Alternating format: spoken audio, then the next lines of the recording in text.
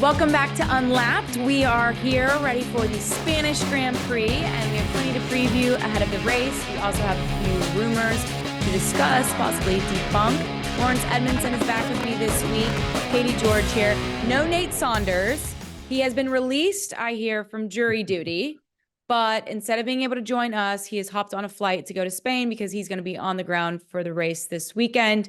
I'm just curious, Laz. Was there a jury selection process over there in England? Like he was selected to be on this jury for an actual trial, or was he going through a 2-week process of jury selection? No, he, as far as I know, he was on a jury in an actual trial. In this country, you can get called up randomly. It's meant to be a random selection of good, well-meaning citizens that sit on a jury and therefore decide the outcome of cases based on the facts. And yeah, he did it. I've never actually been called up, so I don't know what it's like. You do get an opportunity to postpone it here. So I think he originally got called up at the start of the year around the first race or testing time. And we looked at him and we thought, oh, that's going to be tough. But so he requested a gap in between races. So he chose between Canada and Spain. But he was potentially doing it for 2 weeks. But the trial came to an end, I believe, yesterday, which means that he got released and is on his way to Spain because we'd decided that Spain was going to be one of the races he goes to. I'm not going because it's a triple header coming up and I'm going to be in Austria. So I'll miss Spain, do Austria Silverstone. Nate will go to Spain, miss Austria, and then go to Silverstone. So we will be reunited in Silverstone, Nate and myself. But in the meantime, all your reporting needs from the Spanish Grand Prix are very much on Nate's broad shoulders. Okay, well, we all three will be reunited hopefully next week so we can get the rundown on his experience with jury duty. Do you think Nate would make a good foreperson, like the leader of the jurors, the one who gets to actually talk to the judge? Or do you think he was better off as a minion? No, I think so. I think Nate's got leadership qualities. I don't know how I'd feel if I was if I'd been accused of a crime and I saw Nate in the jury, but hopefully that wouldn't happen because it would go to mistrial anyway because of the relationship. But yeah, I think he's got potential. I mean, hey, Nate could be a judge. He has a lot of strong opinions on things. Put him right in that hot seat. He can judge a trial. Let's kick things off, okay, with a team that exceeded expectations in Canada and start with Mercedes, because as we mentioned last week on Unlapped, they plan to bring big upgrades as well. If Mercedes puts on another strong showing in Barcelona, Laz, and I don't like this terminology or phrasing, and I don't think it's necessarily fair to say it quite yet, is Mercedes back? I'm not going to ask you that. I'm just going to say, if they put together a great showing in Barcelona, do you think they're heading in a promising direction and they finally fix the lulls that we've seen plague them for a couple of years now? It would be a huge step, I think, if they perform well in Barcelona. And when I talk about perform well, I think, it has to be a podium, really performing right towards the front, because we saw that in Canada. We saw in Canada, potentially they had the fastest car at times that weekend. And in fact, a lot of the time that weekend. If they can do that again in Spain, then that's two very different types of circuit that they've been competitive on. Now, the reason why there's a little bit of caution around the Canada result is that, and we talked about this in the last podcast, but Mercedes' issue this year has been, and actually for a long time, has been getting a car that works well in high-speed corners and in the low-speed corners. And Canada has a lot of low-speed corners, and they could get the car well set up for those low-speed corners, but it didn't have that high-speed test. Now, Spain does have that. It doesn't have so many low-speed corners, but it does have one very obvious one midway around the lap. But it has a lot of high-speed corners. So if they can find that balance so that the car isn't understeering in the low speed and isn't all snappy and difficult to manage and to predict in the high-speed corners, that is a huge step forward for Mercedes from where they were at the start of this year and from where they have been in previous years. So would it mean they are back? Maybe not quite back. I'm sure, with all these cars, we see that they have limitations somewhere, but it would mean that the path that they have taken in terms of the development of this car is a fruitful one. And we were talking a bit about this before we came on the podcast and how it's different, I think, to other sports, because in Formula One, as Toto Wolff loves to say, the stopwatch doesn't lie. So you can't just fluke a few good results. You can't have form that kind of, gets around a team, even if the players aren't actually of a particularly good standard, but they just start gelling together well, unless you have something random like rain or cars retiring. Sure. If it's a pure race, then you need to have that performance in the car, especially at a circuit like Barcelona that is a real overall aerodynamic test. So yeah, I think it'd be a bit too much to say a team's back, but I know this is a bit of a pet peeve of yours. You said before that it's something that you don't like to say in other sports, but I think in other sports it's a bit different, isn't it? It is to a degree, but I feel like for college football, for example, every preseason before a single game is even played, and now I'm sure you've heard of the transfer portal being crazy and running rampant at this point.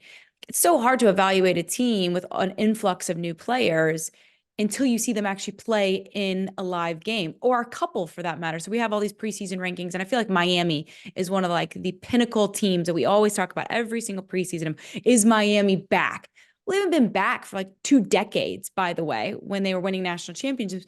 But we have this conversation every single July and August going into the season, and then they're a bit underwhelming. We're already having the same conversations about Miami. They're supposed to be better. Will they exceed expectations? I don't know, but it is an interesting paradigm of constantly asking like the major programs, the major teams. Mercedes was certainly one of them in Formula One. Are they going to get back? And I think if they put together a great performance in Barcelona, I think saying it's a promising step in the right direction is certainly fair. I just wonder what it coulda, shoulda. Had they gotten to this point sooner, do you think Lewis Hamilton would have looked elsewhere and would have felt comfortable finishing his career in a Mercedes? That is a very interesting question, and I think probably one that people within Mercedes themselves are asking right now. Again, because we don't know exactly where this development path is going to lead them and whether it really is going to put them back in the mix. But I think had they started this season with a car capable of fighting for championships, or it had been trending that way, then would Lewis have made the decision over the winter if he'd seen some of the positive stuff coming out of the winter? And I think he already had an inkling going into this year that the car wasn't going to be that good. There wasn't a huge amount of guarantee that the Ferrari was going to be much better. Sure. But then it was kind of, then I think is where there's the other side to Lewis's decision, which is very much the emotional side of it, and I'm going to take a shot because I'm never going to get this opportunity again. If I don't go now, then when will I ever go to Ferrari? And I think the other thing that sometimes gets a little bit overlooked with the Lewis situation is that, Mercedes did give him this out. They actually pushed for this 1+1 deal, which originally we thought was a 2-year deal because that's how it was billed by Mercedes. But it seemed like they were pushing more from their side for the 1+1, whereas Lewis kind of liked the idea of a longer extension. So, perhaps the seeds were sown there anyway, and regardless of the performance, unless they had been winning championships, then maybe not. But also, I would also imagine that if Lewis had won that 8th title, that, kind of thing that he's within his grasp and then got taken away from him in Abu Dhabi in 2021, had he got that, then perhaps he would have been more relaxed about leaving Mercedes anyway, because it would have felt like the unfinished business was finished, and then the Ferrari thing would just be a little cherry on top of the cake. So perhaps he would have done it anyway. It's hard to know. There's only one person who knows, and that's Lewis Hamilton. So I'm not going to try and second guess it, but it is an interesting question to ask, and it is an interesting point to look at Mercedes and where they've come with this set of regulations that came in 2022, all the struggles they had. And I'd recommend anyone, once they finish listening to this podcast, to go to Beyond the Grid and listen to the James Allison interview that was done recently, because he's quite illuminating on how basically the recent breakthrough that they feel they have made, they're kind of kicking themselves because they think they should have made it. Now they understand it. They're like, what on earth were we thinking? Why didn't we kind of put more emphasis on this now? And it's basically understanding that, the way they set up the aero, to balance the car is so fundamentally important, and the way that works with the mechanical setup of the car, the suspension. And they previously have been a little bit siloed within the team and not had that working together. And now, they've come to this realization that, of course, that's very important, but then also to get that right has been a long process. So, the other thing we must always talk about with Formula One teams is that they are like, despite the cars being ridiculously fast, getting it getting a direction to turn back in the right way, getting a development path to turn back in the right way is a long and quite painful process sometimes, with mistakes along the way. But it's only those mistakes by which they learn and then get the progress. Speaking of mistakes, not necessarily by the team and the setup of the car, but by a driver the last couple of weekends. Checo Perez, I think it's fair to say, has struggled. He struggled in Canada and in Monaco. Obviously was rewarded, though, with a contract extension. And we all agree that it was probably in Red Bull's best interest, his best interest, to continue that partnership because he is a great teammate. And for the most part, pretty damn consistent, being Max Verstappen's teammate. But how crucial do you think it is for him to perform in Spain and do, I mean, not that rumors are going to start about his future because he just signed that contract extension, but I got to think that there's frustration within Red Bull for the lack of results the last 2 weekends. I think so too. Because if you just look at what Max is able to do in that car, and then the fact that Checo is so far back, we're not just talking about a couple of places back on the grid, or even 3 or 4 places back. He's not making Q3, and that's just not good enough, I don't think, in that car. And then, of course, he does have this 2-year contract, and we talked about this bit last week as well about how perhaps that does change his mental approach slightly. He probably wouldn't even realize that. He wouldn't accept that, because I don't think any driver actually thinks along those ways, that now I've got a contract, I can relax. But perhaps there is something to that. But then also the other thing with a Red Bull contract you got to remember is that they're never that secure. They are That's known fair. more than Not any ironclad. team, for changing drivers around mid-season. And look, they've just signed Yuki Tsunoda at Red Bull. It's not unheard of for them to, if a driver's really underperforming in the Red Bull team, to be switched out. We had that with Daniel Kvyat when Max came in. We've had it with Pierre Gasly getting knocked out. We've had it with Alex Albon getting knocked out. So Red Bull, and Christian Horner is always a fan of saying this, when he talks about the RB drivers, he says they're not necessarily on an RB, AlphaTauri, Toro Rosso contract, whatever you want to call it before. They're always on a Red Bull contract, which means that, if a driver is ill or, injured or whatever, then, they can immediately get promoted up to that Red Bull team to replace them. But also if a driver's underperforming. So I don't know. I mean, I feel like Checo is going to start to feel some pressure coming into these races. I mean, I don't know what you feel, but like that, it feels like it's got to be building up on him a little bit. I would think so. And I think sometimes the psyche can be like of 2 different thoughts, right? Like as a driver, I would assume, never having done it, that if you sign a contract extension, you could relax a little bit in terms of, okay, now I can just drive and be free. And then that could lead to great results, one would think. Or the reverse of that is relaxing too much. It's like, oh, I've got my contract in hand. I don't need to push. I don't need to be, so uber focused on every single moment and strategy of a race weekend that you obviously make mistakes. And we've seen that happen for him. Or you've got guys like Carlos Sainz that doesn't have a seat. We're still waiting to see where he's going to be in 2025. And he's hauling ass, trying to do everything in his power to prove. So I think the motivation changes based on the driver and the individual. But I'm really curious to see how he responds this weekend, because we've seen him go through these lulls of a couple race weekends in a row where he's not making it out of Q1.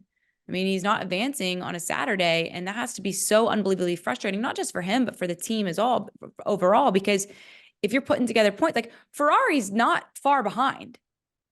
I mean, in terms of how they're doing now, obviously there's a gap that widened because they didn't do well in Canada, but like, this isn't a foregone conclusion, at least in the constructors. I think we all can agree Max Verstappen's going to win the drivers, but this isn't a foregone conclusion at this point, constructors wise. So I'm just curious to see if he's able to get it together. And if he doesn't, then to your point, does that frustration from Red Bull continue to mount? And as you have alluded to, they are ruthless when it comes to their drivers and their seats.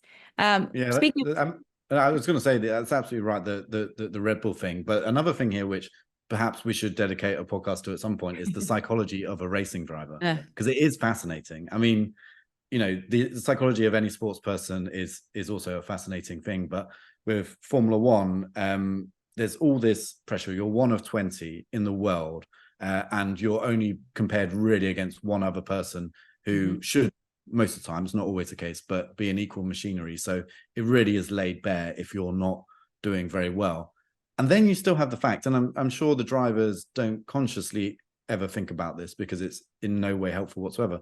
But what they do is also extremely dangerous. And there is always this element of danger hanging over it. You know, the use of Drive to Survive as a title for a Netflix documentary, you know, kind of alludes to the danger involved. And I think we all get very used to it not being there. But you know, they put heart rate monitors on the F2 drivers. So if you ever watch an F2 race, you'll often see a really interesting graphic, which is the heart rate monitor of the driver and how it goes up when they get in stressful situations. And you think, you know, these guys have been doing it since they were, some of them 4 years old, you know, karting, going into, you know, bigger cars, bigger steps each time. You know, their body should almost be as used to as is possible to driving a racing car. And yet, every time they get in a position where they're wheel to wheel or at the start of the race, the heart rate monitor just goes through the roof, and you just cannot control that. You know, that side of it. Your body still has the same fight reflexes that any other human body has. I'm sure they are better at controlling it, but it's still there. There's still human beings, and so, you know, to have all this stuff going on, to have the pressure laid on you, to have often just a few little things spiral in the wrong direction, and then you can be a couple of tenths off where you want to be. You push that a little bit harder to try and get it back, and you're in the wall. You know, all of that is so fascinating to me. So yeah, one day we should look into that, and ideally we should about it. Or I was going to say we should have an expert on that can kind of break it down for us. I would have to think. Well, I know that they all have like somewhat of a screw loose a little bit, right? Like I feel like to be able to get into the car and to chase this dream to be one of 20, but also I've got to believe that because of the ability to handle the adrenaline, like they could all be fighter jet pilots. Like they have that kind of makeup and mentality to be able to do a job like that because of all that's at stake and what's on the line. It is remarkable. And I think one of the main reasons that Formula One is so fascinating to watch, because nothing really compares. I mean, you can compare it, like, I think it's so unfair to compare them to like a golfer or a tennis player where they're out there by themselves. You know, the mental psyche of that is unbelievably difficult, but they're also not doing what's the worst that can happen to a golfer? Like he trips and falls into a sand pit or like gets hit by a four, you know what I mean? Like I just, it's not an apples to apples comparison. So you have to give these guys a lot of credit, and I don't envy them in any regard. I don't envy what Checo, you know, goes through when he kind of hits these lulls. We mentioned Ferrari. We haven't mentioned McLaren. I'm just curious, based on the track, when you look in Barcelona, whose car do you think is better suited between those two teams, Ferrari and McLaren? So I think it's going to be hard to pick, but you would naturally say McLaren. The McLaren, since the upgrades that came midway through last year, has had a significant strength in high-speed corners. They've shown this year that the further developments they've brought to their car, sometimes to their own surprise, have actually helped out in other types of corners, the low-speed stuff as well, and some of the long-duration corners, which they struggled with. But in theory, at least, it should be a fairly good McLaren circuit. Even last year, when they were struggling still at this stage of the season, they hadn't yet brought that big Austria upgrade to the car. Even then, this was one where they kind of performed a little bit better than they did everywhere else. So if you follow the path of the development of what they've done, this should be another strong race for them. To the point that I feel like, at least I'm hoping, they should be able to, you know, have a look at the Red Bulls, you know, not completely lose sight of them like we saw, you know, this time last year in Spain, when I think Max won by about 20 seconds ahead of the two Mercedes. Don't speak it into existence. Yeah, never in doubt. So I'm hoping that the improvements that McLaren have made, and to some extent Ferrari as well, will mean that it is that little bit more competitive here. But the kind of exciting thing is at the moment, I mean, we go into this race thinking, yeah, you know, this should be one that suits Red Bull again. All the problems that they've faced at recent races shouldn't be issues here. But I kind of feel now we've got to the point where the other teams have made so much progress in recent races that it's really hard to know exactly who's going to be quick and to predict what's going to happen. And it's been a while since we can say that about Formula One. It's kind of been the case behind Red Bull for a long time. But now that Red Bull seems to just drop slightly into that fight, James Allison, again, to quote him, but not from the podcast, talked to us in Canada and said that the most recent Red Bull upgrade actually seemed a little bit like a downgrade. And then once you're in that spiral of not really trusting what you've brought to the car, you've got to ask yourself a bunch of questions why it hasn't brought the performance. And then was your initial thinking as to why, because everything that is brought to a car is done for an absolute very specific reason. It's not just by chance they think we'll change that or change that. It's all modeled carefully back at the factory in CFD and the wind tunnel. And then all of a sudden you're thinking, well, wait a minute, if that didn't actually bring the performance we thought it was going to, where have we got it wrong in this process? So his hope, James Allison as a competitor, was that it F's Red Bull up, and that was his actual word, minus myself kind of you making it censoring. PG. Yeah, but yeah, I mean, if that is the case, if Red Bull haven't made a step with their latest upgrade, yet everybody else has continued to, actually, this might be more competitive than perhaps we first thought. Well, I think it's interesting that you mentioned maybe Red Bull has taken a slight step back or maybe has downgraded a bit with their said upgrades, because there's rumors, okay, they're just rumors at this point, that Red Bull is maybe interested in protesting the front wing of McLaren and Ferrari. So when you're maybe not doing as best as you like on track, I think then you start to point the finger or point in the direction of other teams possibly not doing what's necessary in terms of the regulations. There was questions, I think, regarding the front wing of the W15, the Mercedes, during preseason, but it seems that Red Bull has some concerns over the front wings of McLaren and Ferrari, and that maybe they're trying to work with Aston Martin possibly to make an official protest, but no protest has been made thus far, correct? That is correct. And this story feels like it's as old as Formula One, pretty much. There's certainly aerodynamics in Formula One. Since I've been covering it, very rarely a season goes by where someone doesn't point to another car and talk about flexible bodywork. And the reason for that is because potentially, if you can get a wing to flex over a certain speed, you can have all the benefits of the downforce from the wing at low speed. And then as you get to a higher speed, you can shed some of that downforce and shed some of that drag. So very obviously that would be an advantage along a straight, and then you have the downforce again. The other reason teams might be using it is to adjust the balance of the cars. Talked earlier about how difficult it is to get the car's balance between low speed and high speed corners in this regulation set. Well, if you can find ways to start to even out that balance above certain speeds, all of a sudden you might find a lot more performance in high speed range. The car becomes a lot more predictable. So potentially that's the stuff that's going on, but it happens so often that we have these not very often protests. It's very rare that there's a genuine protest, because for a car to compete in a Grand Prix, it has to pass FIA scrutineering, which basically they hang weights off bits of the front wing and then see how much it flexes. The very nature of any material, is that once it has a certain load on it, it will start to flex or it will break. And of course, braking is not what you want on a Formula One car. So there has to be an element of flex built into, it's just impossible to construct out carbon fiber a wing that doesn't flex at some point over a certain speed. But the way the FIA do it is that when it's not at speed, they hang these weights and they kind of put extra pressure on it to see if it flexes, and then there'll be a tolerance of how much they're allowed to flex. And if they go beyond that tolerance, then the car is not allowed to race in that state. They're not allowed to race with that wing. That wing is deemed illegal.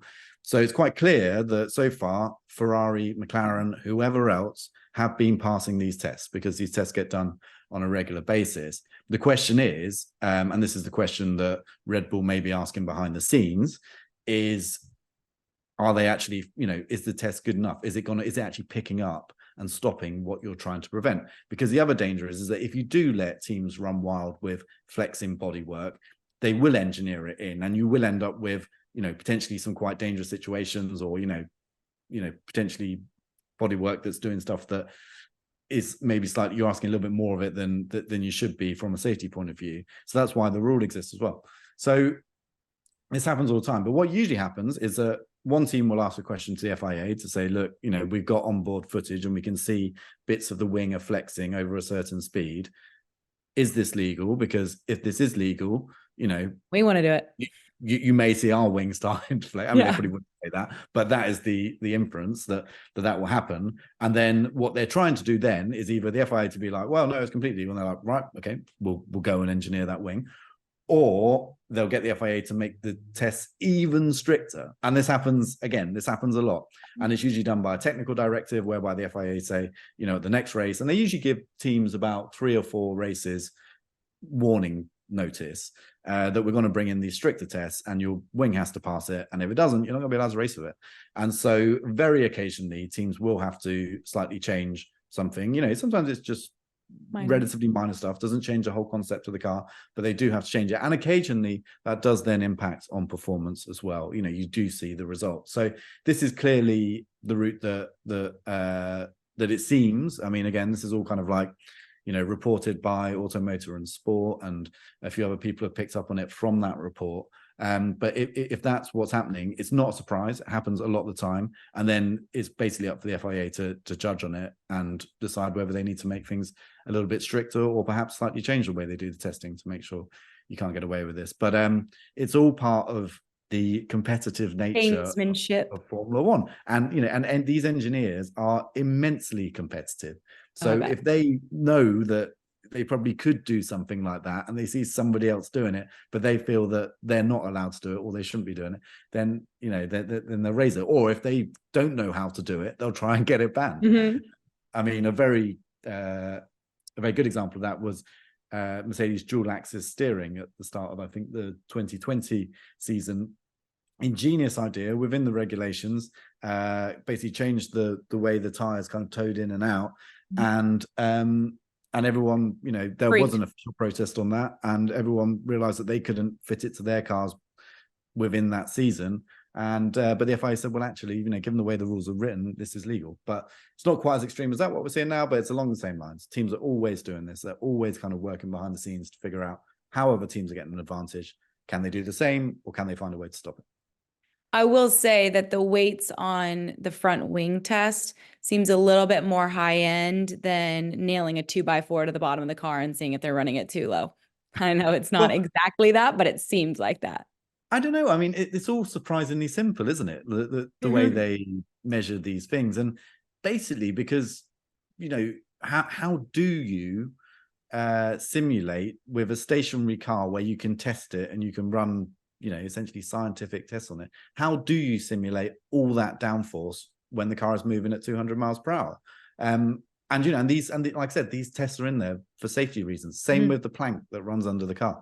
They don't want the cars running too low all the time. So that, they have this plank there that the teams basically have to protect with the ride height.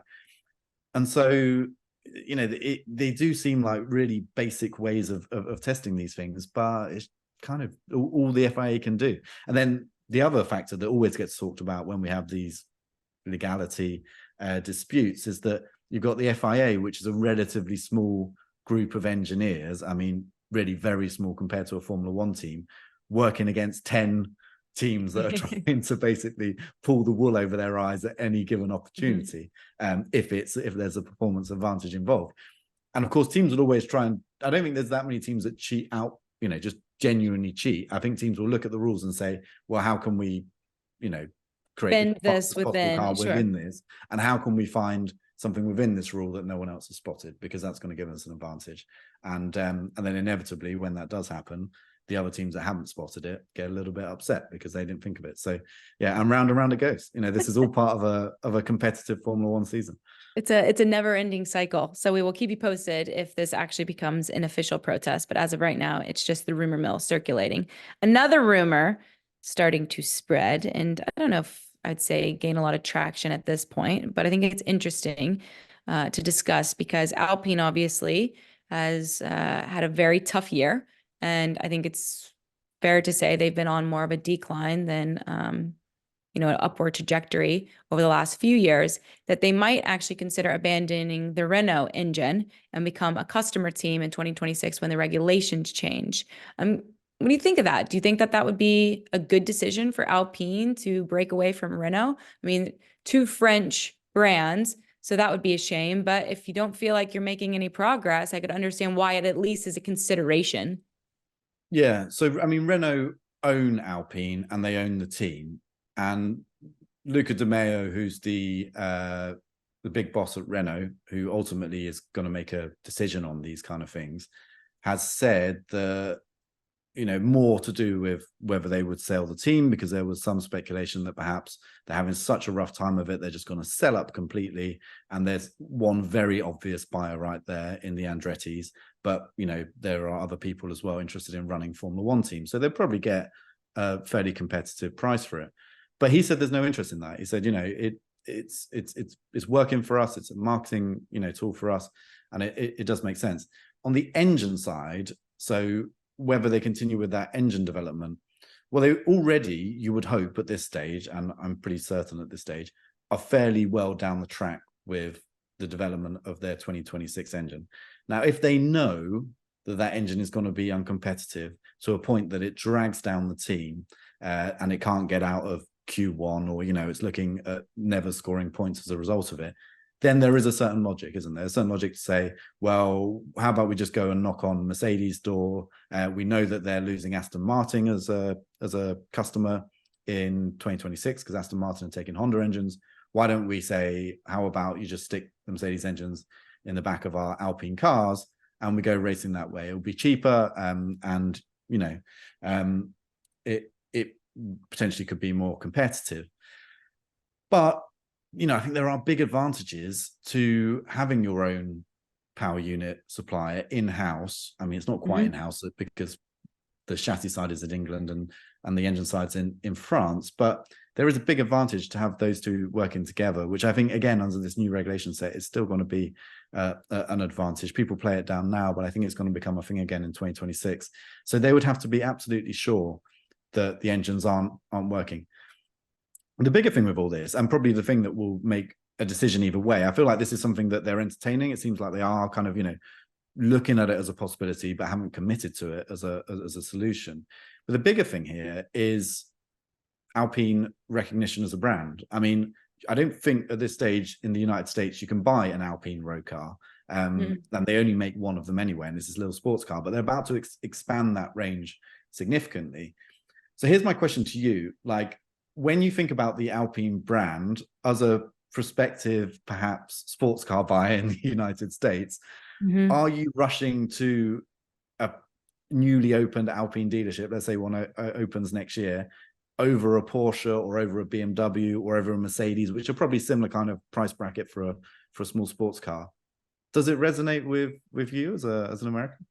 No, unfortunately it doesn't. And I would tell you that I have seen more Alfa Romeos on the road, and I live in Kentucky, so let's just keep that in mind in the grand scheme of things. I see a lot of Alfa Romeos on the road, more than I ever have. And maybe that's because, obviously, getting into the sport, I'm just noticing it, being more observant. But I see a ton of Aston Martins as well.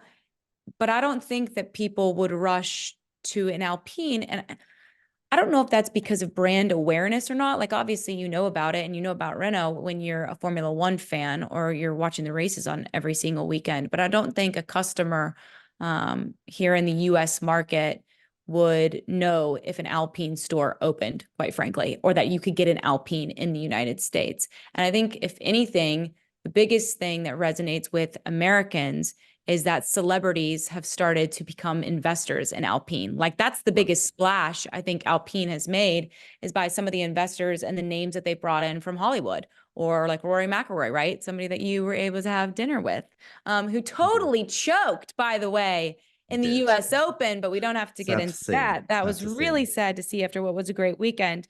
Horrible putt on 18. Anyways, I think that the celebrity persona of who they've brought in, I think, has actually done them pretty good, because that's been the biggest brand push, in my opinion, at least here stateside.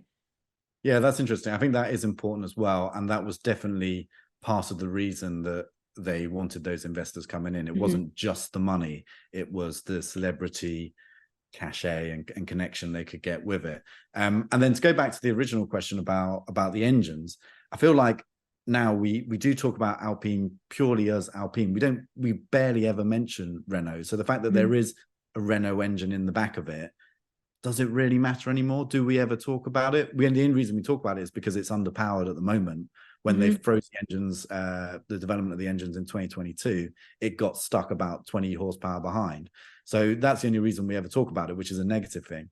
And so, if they are launching Alpine in the US, which they do plan to do. But if they are looking to increase that recognition, bring in the celebrities, make it as a genuine viable option when people are going to buy their next small sports car, or they're looking to buy an electric car. Alpine have a bunch lined up that they're going to start to bring out, that they start to think, actually, yeah, I do recognize that Alpine from F1.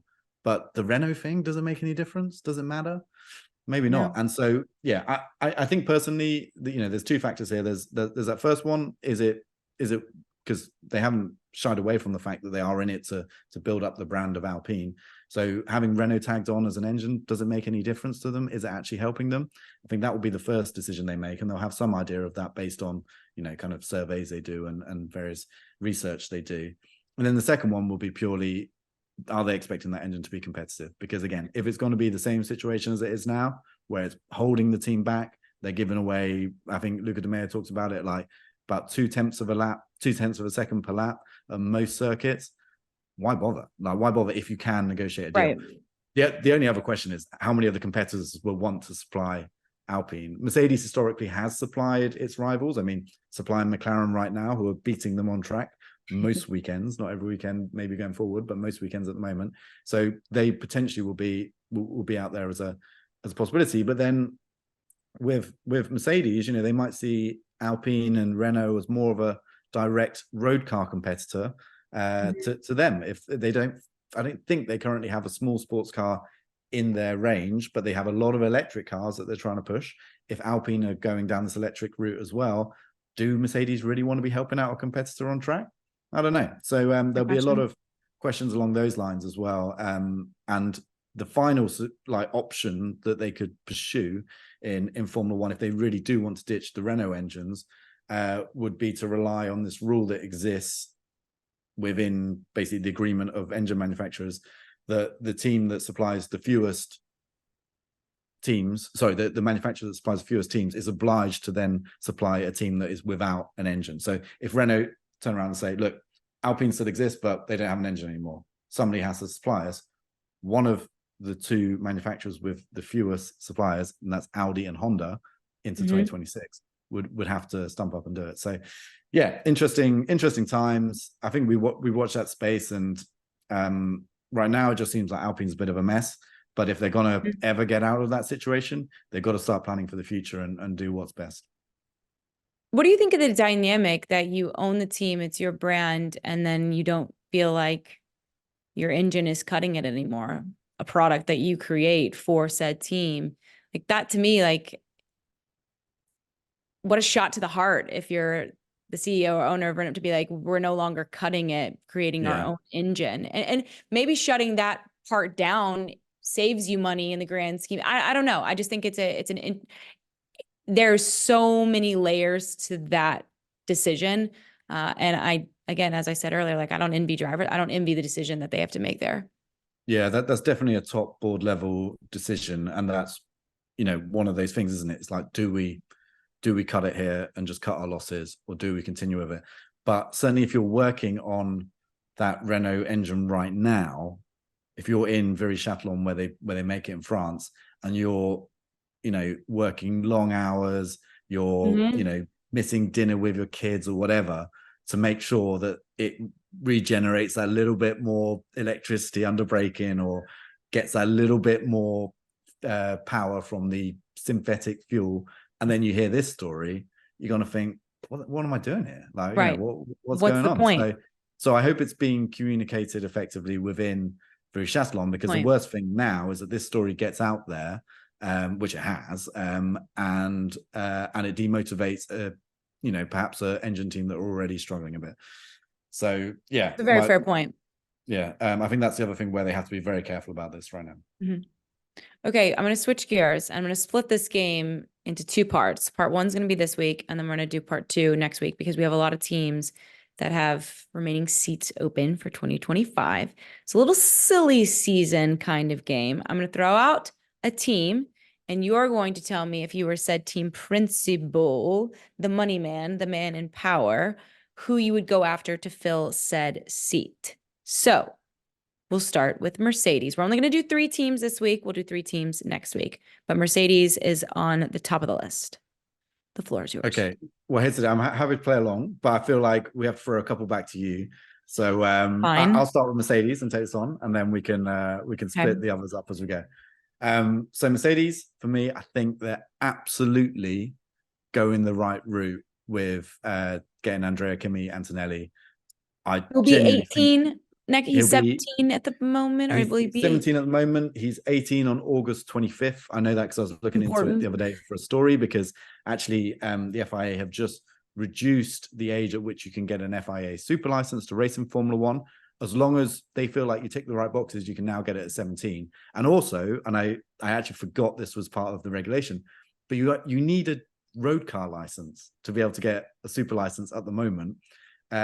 Antonelli in Italy, you can't get a road car license till you're 18. So they wiped that bit from the obligations as well for anyone applying for a super license. So, I mean, they have to have, just like to go out on, like to go to the supermarket, they have to have that said driver's license. That's what you're referring to? So previously, and they've only just changed this, but previously, if you wanted to race in Formula One, you had to be able to drive on the road, have a road car license. Now, there is a certain logic around that, I feel. I mean, but it's also like, it's a bit, I don't know. I'm trying to think of a comparison. I'm not sure I can.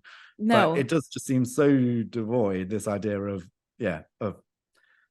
driving on the road, as you say, probably to the supermarket to, buy your dinner. If they can drive a Formula 3, 2, whatever kind of car, and they're not 18 in Italy, I think they're going to be just fine when the time comes for them to be able to get on the road. Although some of those roads are very, very tiny. Yeah, but it's sketchy out there. Driving in Italy, I don't know. I'm not sure any age you're prepared to drive in Italy, but hey. But anyway, do you agree while we're on the Kimi Antonelli? Okay. Yes, I do agree from a head standpoint, but from a heart standpoint, I wish Carlos Sainz would be considered for that role. Yeah. I know that Kimi Antonelli has all this upside and he's so incredibly young, and that's somebody that you can build with, right? And I felt like they did that with George Russell when they brought him from Williams. But I just feel like Carlos Sainz has proved himself. And if Mercedes is actually finally moving in the right direction, I feel like there'd be a lot of promise for Carlos Sainz, but I don't know what that dynamic, I'd have to really dig in and think about the dynamic between George and Carlos and how that partnership would work, where I feel like maybe Mercedes would feel more optimistic or confident in George leading the team while Kimi kind of finds his role. Kind of like what we've seen from Lando and Oscar. I feel like that's been a really good partnership between those two at McLaren. So I'll go with you with Kimi Antonelli, but as we do this silly season, Carlos Sainz is going to have to find a home, okay? And I hope for his sake it's a good one. All right. Next on the list, Haas. Correct me if I'm wrong. We've got 2 seats that we got to fill. We know Nico Hülkenberg is heading to Sauber, right? That's right. Okay, it's hard to keep. It's like college athletics with conferences. Like nobody knows what conference anybody is. Like it's hard, I feel like, with all these drivers and all the young drivers waiting in the wings. That could be possibilities for some of these teams. So let me put this to you, because Haas is an interesting one, because they're not that competitive a team. They've definitely made an improvement this year, but they're not that competitive. And therefore, it's quite hard to attract drivers to an uncompetitive team. You're certainly often a little bit further down the order. So I think we can fill in one of those seats already with Oliver Behrman, who, of course, made his debut Saudi Arabia as Carlos Sainz's replacement at Ferrari. Co-sign that. Yeah, I think that's done. But then I'm going to put out the other options here for you for seat number 2. You've got Kevin Magnussen, incumbent Haas driver, solid pair of hands, looked a little bit ordinary against Nico Hülkenberg in the last 2 years, but, pretty good all-round driver. You got potentially Esteban Ocon, definitely leaving Alpine, on the lookout for something, might be able to slot into that Haas kind of realm, but then you've got the other side to Ocon, which has been talked about a lot recently. Is he a little bit hard to work with and all the rest of it? Then you potentially got Daniel Ricciardo or Liam Lawson, depending on which driver doesn't get in RB. But to do that one, you're going to have to wait for an RB decision. So you might find all your possibilities reducing a bit. And then I don't think you're going to get hold of Pierre Gasly. I don't think you're going to get hold of Carlos Sainz. The only other driver who may become available to you is Valtteri Bottas, who could be. I could see that partnership working. Yeah. And then you got Zhou Guanyu and Logan Sargent if you want, but I think the general feeling, like Zhou Guanyu might bring a bit of money to your team, always welcome. So that's a lot of options there. But, okay, I'd like a follow-up. As we talked about, not all of them are immediately available because they're going to wait to go somewhere else. So what are you thinking? I'd like a follow-up before I make my decision with Haas. Do you think there's a better chance that Liam Lawson could end up at Haas or Williams? Because Williams is the third team that we're going to hit. Yeah, that's true. And again, look, this is the complexity of the driver market, is that you're waiting on other decisions. And if you're a Liam Lawson or if you're a Haas, obviously one's a driver, one's a team, but you're both a little bit down the pecking order. So you've got to wait for other things to unfold first. Because if Carlos picks Sauber Audi and not Williams, then all of a sudden, if you're Liam Lawson and it looks like RB are going to keep Daniel Ricciardo, you're absolutely knocking on James Vowles' door saying, look, how about it? I'm a young, good driver, proved myself. Give me my shot. Before, why not? So again, it's all these kind of like, you can either make your decision now, sign in a driver like K-Mag, he'd 100% be keen to sign immediately. I think you'd probably get Esteban Ocon. I think he knows that his options are going to be limited. He'd probably sign on the dotted line pretty quickly. Maybe even Valtteri. You might even get Valtteri to sign on the dotted line, but maybe not. So there you go. Yeah. What do you reckon? Okay. Of those that you've just mentioned, because Oliver Berman, I would agree with you. I think he proved himself, although like Liam Lawson a year ago proved himself and doesn't have a seat. But I would go with Ollie Berman for one of the seats. Now, we've seen Haas have two thoughts. Now, obviously, they are under different leadership at this point, but they've gone super young and then they've gone super old with two veterans, and they haven't really found success with either of those said lineups. So I just wonder, I always like the idea of a young driver who's just starting out in Formula One being paired with a veteran that can instill wisdom and help, assuming that they're able and willing to do that. Not all of them are, as we know. That would make me think about Esteban Ocon as not being a choice. But keeping K-Mag in that seat because it's easy, it's something he's so familiar with the team, and people enjoy working with him. Maybe that's a partnership you stick with. I like the Valtteri Bottas move. I think he's a great teammate. I think he's a hell of a lot of fun. He's marketable as well in his own niche way. Maybe that's a partnership you go with, and then Liam Lawson tries to head to Williams, because I don't know.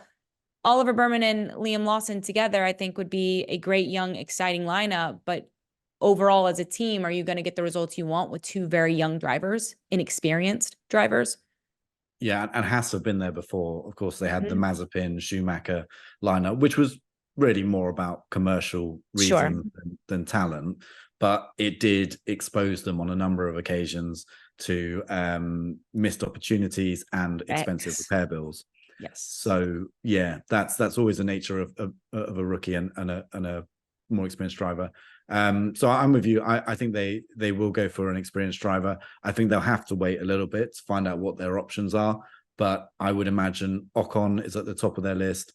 Bottas, I think, would actually be a really good fit for Haas. It's not been talked about as much, but I agree. I think it'd be a good one. And then you can probably leave K-Mag waiting, because I don't think he's going anywhere else particularly quickly. So you can always, if the music stops and you need someone in your chair, you can just go for K-Mag and he'll fill it.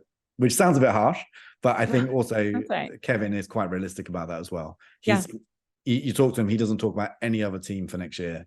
He's very clear that his option is Haas, and he's trying to do exactly what you said, that loyalty, that experience, that knowledge of the team, that, the relationships within the team. That's what he's trying to sell himself on. But I'm not sure if it's going to be enough against maybe someone like Ocon, who brings just probably more lap time. Okay, so for Haas's sake, we're going to say Oliver Berman, and then we're going to have an asterisk next to K-Mag. We failed the second team. Quentin, our producer, is going to be like, when he's building the graphics. Sorry about that. A lot of names, buddy. But as we continue having this conversation, we will get closer to nailing down our two picks for Haas. All right, last team on the list for this week, Williams. Alex Albon is signed through what, off the top of your head? That was it a 3-year he did? It was certainly, it was longer than I feel like we're. Yeah, I think it's into 26, isn't it? And I think beyond. So I think it's into 27. if I'm right. Who's going to be Alex Albon's teammate? So it seemed a couple of races ago that it was trending towards Carlos Sainz, because Carlos had been left with few options. He's known for a little while now, before we knew for certain that Sergio Perez was staying at Red Bull. So that door was closed. I think it's been made very clear to him that the Mercedes door is closed. And so then he's looking at his options, and it's tricky because obviously McLaren, 2 drivers, Ferrari's the team that he's sadly been booted out of for Lewis Hamilton. And so the options of very competitive teams are limited. Obviously, Aston Martin doesn't look like it has a place here. So then you start to look at the other options, and from his side, I think Williams makes some amount of sense. I think it's kind of safer than the Audi project. I think Audi, could come in and surprise a few of us, mainly with the engine. I'm not sure about the chassis side, but it's such a long-term project. Whereas Williams, it feels like they're already on an upwards trajectory, and they've got Mercedes engines from 26, which are meant to be pretty good. So the latest kind of rumor in the paddock is that Williams have offered him a 4-year contract, 2 years plus 2. So he gets the possibility to see how things go in 2026, exit clause in the middle based on performance, no doubt, and then another 2 years if he sees the progress that he wants to see. I think that makes sense from a Williams perspective, because all of a sudden Williams have a really solid driver lineup in Alex Albon and Carlos Sainz, something they haven't had for years. Like years, they have not had a truly solid 2 drivers there. And and then it kind of makes sense for Carlos, unless there's something that Audi have told him where he's like, right, okay, I believe that you guys are going to get it sorted in 26. I think it's actually emerged as his best option. As weird as that sounds, because Williams still aren't really doing it on track at the moment. But that's why I'm going. I mean, do you agree? Because there are other drivers out there, that could fill that gap. If you're Williams, I think you absolutely try to get it. Hands down, makes total sense. If you can get Carlos Sainz locked into a 2-2, do it at all costs. I agree that would be a phenomenal lineup. And I think too, you've seen Alex Albon push the limits of that car and find success. Now, do we see it every single weekend? No, but if you're able to find that consistency, which Vowles I think is certainly searching for, who I think is brilliant, by the way, I would be confident in the way that team is headed. And if I'm Carlos Sainz, I'd look at Alex Albon and say, extremely capable teammate, great driver. Sometimes I don't think he gets the credit that he deserves. I think that would be a really interesting pair. And I'd love to see if they could put Williams, mid-pack, and eventually down the road after 2026, push for, one of those top tier teams like we saw for ages in the sport. I think that, okay, I'm with you. We will go with Carlos Sainz for the Williams seat. So just to recap all of our silly season predictions for 3 teams. For Mercedes, we're going with Kimi Antonelli. For Haas, we're going with Oliver Baumann with an asterisk next to P-Mag, Esteban Ocon, and maybe Valtteri Bottas. We'll think about that one, okay? We'll get back to you next week. And then for Williams, we're going to go with Carlos Sainz. All right, thanks for playing along. Now, the best time of the episode, predictions. But before we do predictions, we're going to tea time. Put up like a 10-second clock, Quentin. I got to go get my charger for my laptop because I'm about to die. Hold on. Okay, I'm out of breath. Thank you for letting me do that. Now we're all charged up. Podium predictions for Barcelona. Everyone was scoreless last 2 weeks ago in Canada. So, we're going to do better. Because Nate is on his way to Spain as we speak, he has sent in his predictions. He currently leads the standings with 10 points. I have 9 points in the middle. Laz, you have 7. Okay, bringing up the rear, no pressure. Nathaniel projects that Max Verstappen is going to win the Spain Grand Prix. Lando Norris is going to come in P2, and Charles Leclerc is going to come in P3. How do you feel about those predictions? I mean, that's a very safe prediction. I think that's somebody who's looking to keep a lead in the standings. Yeah, I know. I think it's pretty good. It's pretty good. And I did it backwards. I'm supposed to reveal P3, P2, then P1 as we've changed our presentation of our podium predictions. But I will turn it over to you, and you can make yours. So I'm going to go with a slight running theme, but I'm going to pick Oscar Piastri. Oh, in third P3 place. I'm gonna take Lando Norris for second. Stop, Laz. No, I'm not gonna be able to do the same thing as you. Am I allowed to do the same thing as you? Have we ever had that happen? I don't think we've ever done it. Well, we kind of try to avoid it, don't we? But We I do. mean, there's no rule against it. It's It's true. it's like Formula One. If you wanna test the flexibility of the rules, go for it. I'm gonna protest this one. Exactly. And then Max Verstappen. I mean, we spent a couple of weeks predicting that it might not be a Max Verstappen victory, and then obviously in Canada he proved us wrong against the odds with a wonderful drive. So what can you say? I think he's gonna do it in Spain. Over to you, Katie. Okay, so that was exactly what I planned to do. So now that you've done it, and kudos to you because I think it's a very good lineup. Okay, I'm gonna go with George. I want to put a Mercedes up there, but I'm struggling. All right, screw it. Lewis Hamilton, P3. Don't fail me now, Lewis, okay? Lewis Hamilton, P3. Lando Norris, P2. Max Verstappen, P2. Wait, P1. Now I've confused myself. Max Verstappen, P1. Right. Lando Norris, P2. Lewis Hamilton, P3. Do you think I'm like off my rocker for throwing a Mercedes? I don't know. I'm all in on there. I'm all in on their upgrades. I think a lot of promise in that. Yeah. I genuinely think that behind Max, it's open, and it all depends on something that we don't know. The Spanish Grand Prix is not usually one you look forward to because it's usually quite a dull race. It's quite hard to overtake there. It was slightly better last year, but it's often quite dull. This year, I'm genuinely excited about it just because it's going to give us such a clear vision of where the McLaren, Ferrari, Mercedes, a little bit of Red Bull battle all pans out. Yeah. And I don't think, to pick any driver from those teams and put them in the top three is entirely justified. And last year, it was Max Verstappen, Lewis Hamilton, George Russell. So Mercedes clearly know how to make a car go fast around there. They could do it again. We shall see, and I hope that they do, or at least Lewis Hamilton finishes in P3 so I can get another point and gain on Nathaniel. As always, thank you so much for your time and your analysis. Enjoy your weekend off while Nate is hard at work. I mean, that's brutal. He is going to Spain, so actually, I'm not going to say that I'm jealous of him. Okay, have so much fun. We'll see you next week on Unlapped. Cheers, guys.